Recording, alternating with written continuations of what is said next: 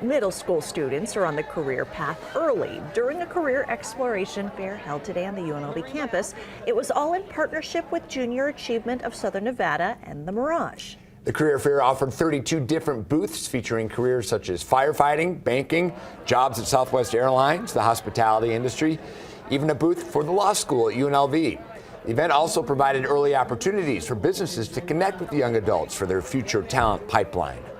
There's other things beyond college. There is trade schools. There's job opportunities. For me, when I got out of high school, I went straight into the work field. So, there's many different opportunities. We want to provide those to these young people and give them more opportunities to see what's here.